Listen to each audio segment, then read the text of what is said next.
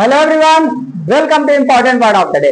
आज से मैं आप लोगों के लिए एक सीरीज शुरू करने वाला हूं और उस सीरीज का नाम है word of the day series. इसके थ्रू आप लोगों के ये जो सीरीज है ये बहुत ज्यादा इंपॉर्टेंट है क्योंकि ये सीरीज आप लोगों के एसएससी, बैंक और जितने भी एग्जाम होते हैं जिस एग्जाम में इंग्लिश आती है, जिसमें अगर आप लोगों से सिनोनिम पूछा जाएगा, एंटोनिम पूछा जाएगा, ठीक है। तो अगर आप लोगों से कोई भी पार्ट ऑफ स्पीच पूछेगा तो ये सीरीज आपके लिए बहुत ज्यादा इंपॉर्टेंट है। अब क्योंकि आप लोगों को पता है कि word is the most important things in the world, क्योंकि पूरे दुनिया में अगर कोई सबसे ज्यादा इंपॉर्टेंट चीज है तो वो क्या है? Word.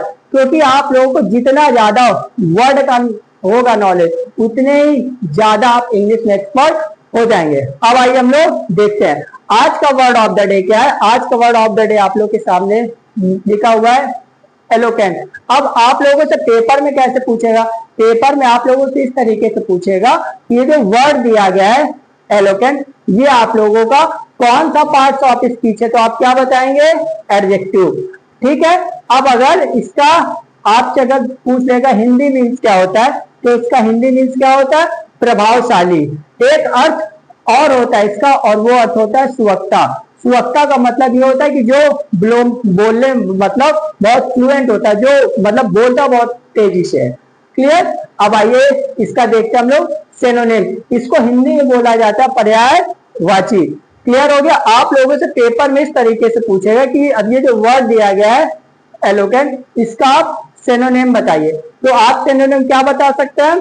Articulate and fluent and expressive. इन तीनों का मीन्स क्या होता है? इन तीनों का मीन्स यही होता है, सेम टू सेम। ऐसे भी समझ लीजिए कि अब जैसे ये वर्ड दिया गया है आर्टिकुलेट, आर्टिकुलेट का मीन्स ये होता है कि अब जो मतलब बहुत ज्यादा प्रभावशाली हो, जो एक तरीके से बोलने में बहुत ज्यादा एक्सपर्ट हो। और ये वर्ड है फ्लुएंट। फ्लुएंट का मतलब तो आप लोग जानते ही है अच्छी तरीके से। उसके बाद क्या? एक्सप्रेसिव। अब जो पर्सन अपनी चीजों को बहुत अच्छे ढंग से बता लेता है, इसको आप लोग क्या बोल सकते हैं? एक्सप्रेसिव।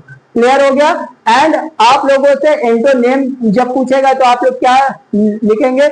इनआर्टिकुलेट। बस आपको क्या करना है, जो ये वर्ड दिया गया था इसके आगे आपको क्या यूज करना है? इन यूज करना है। क्लियर। एंड उसके बाद क्या? डल। जो एकदम से मतलब किसी भी चीज में जिसका बिल्कुल इंटरेस्ट ना हो, उसी को आप क्या बोलेंगे? डल। एंड क्या है अगला वर्ड?